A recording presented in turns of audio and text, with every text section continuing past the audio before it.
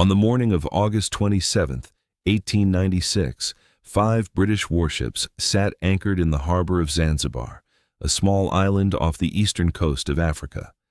Their guns were loaded, their crews were ready.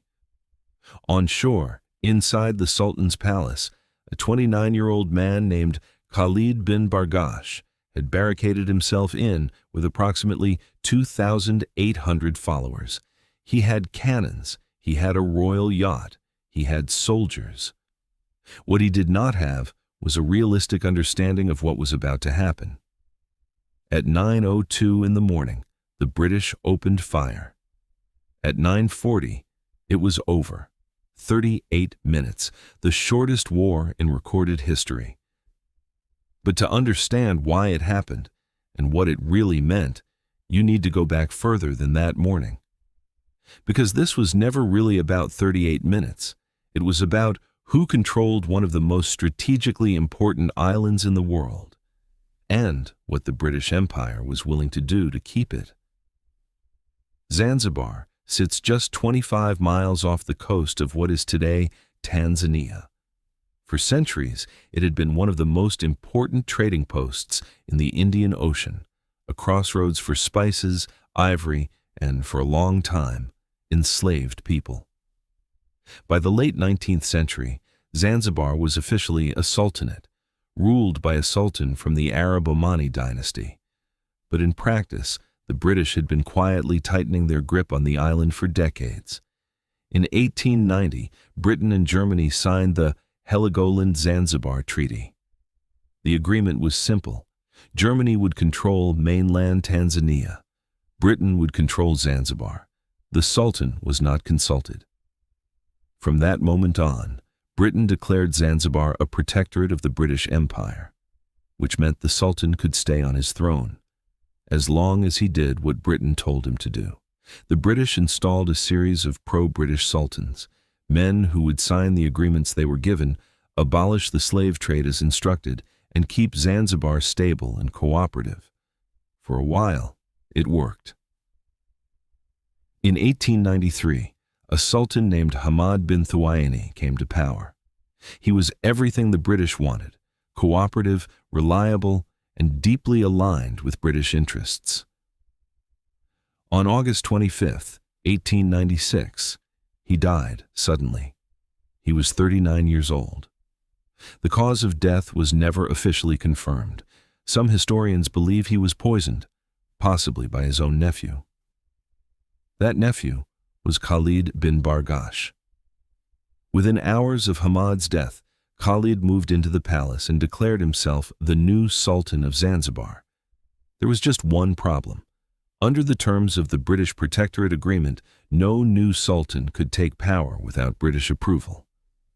Khalid had not asked for approval. He had not waited for approval. He had simply taken what he believed was rightfully his. The British consul in Zanzibar, a man named Basil Cave, immediately sent a message to Khalid: "Step down, leave the palace, or Britain will consider this an act of defiance." Khalid refused. Over the next 48 hours, both sides prepared. Khalid fortified the palace. He armed his supporters, a mix of palace guards, soldiers, and civilians, who saw his stand as a rare act of resistance against British domination. He positioned the palace's artillery. He even armed the royal yacht, the HHS Glasgow, and anchored it in the harbor. The British, meanwhile, moved 5 warships into position. They landed Marines on the shore. They assembled 900 Zanzibari soldiers loyal to British interests. And at 8 o'clock in the morning on August 27th, the British consul issued a formal ultimatum. Khalid had 1 hour to vacate the palace and surrender. At 8 o'clock, a message came from the palace. Khalid wanted to negotiate. The British refused to negotiate unless Khalid first agreed to all terms of the ultimatum. A second message came from the palace shortly after. Khalid said he did not believe the British would actually open fire. The British did not respond. The clock kept moving. At 9 a.m., the ultimatum expired. 2 minutes passed in silence. At 9:02 a.m., the British warships opened fire.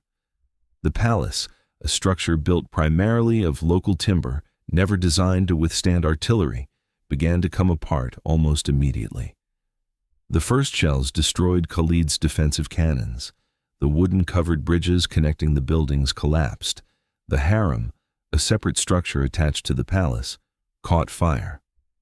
The royal yacht HHS Glasgow attempted to engage the British ships. It was sunk in minutes. Its crew was rescued by the British. Inside the palace, chaos. Khalid's 2,800 supporters were no match for 5 British warships firing high-explosive shells at close range. The casualties mounted rapidly. Soldiers fell. Civilians fell. The buildings that had stood for decades began to burn and collapse. At 9:40 a.m., 38 minutes after the first shot, a white flag was raised over what remained of the palace. The guns fell silent. When the smoke cleared, the scale of the destruction was stark. More than 500 of Khalid's supporters had been killed or wounded. The palace complex, the Beit al-Hukm, the harem, the ceremonial house of wonders, was in ruins. On the British side, 1 petty officer had been wounded. He recovered. Khalid bin Bargash did not surrender in the palace. In the chaos of the bombardment, he had fled, slipping out of the burning building with a small group of loyal followers. He made his way through the streets of Zanzibar town and walked directly into the German consulate, seeking political asylum. The British demanded his extradition immediately. The Germans refused. Technically, diplomatic protocol protected him on consulate grounds. On October 2nd, 1896, more than a month after the war, a German naval vessel quietly moved into the harbor. Under cover of diplomatic privilege, Khalid was smuggled aboard and taken to German East Africa, what is today mainland Tanzania.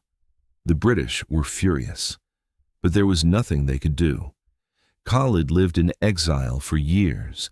He was eventually captured by the British during the East African campaign of World War I, 20 years later. He was allowed to live out his days in Mombasa on the condition that he permanently renounced any claim to the throne of Zanzibar. He died in 1927. He never returned to the island. With Khalid gone, the British wasted no time. Their preferred candidate, Hamud bin Mohammed, was installed as Sultan within hours of the bombardment ending.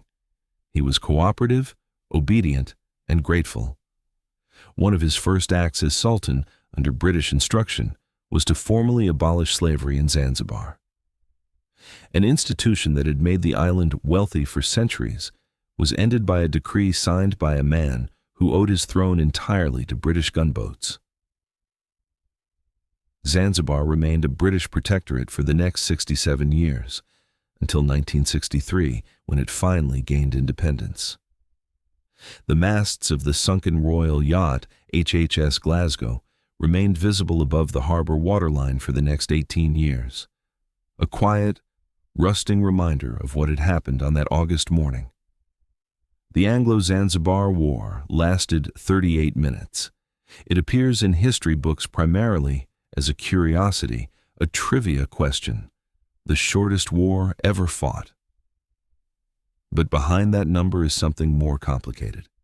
A sultan who died under suspicious circumstances, a nephew who dared to defy the most powerful empire on earth, a palace that burned in less than an hour, 500 people who died for 38 minutes of resistance, and a small island that spent the next 67 years learning what it meant to lose.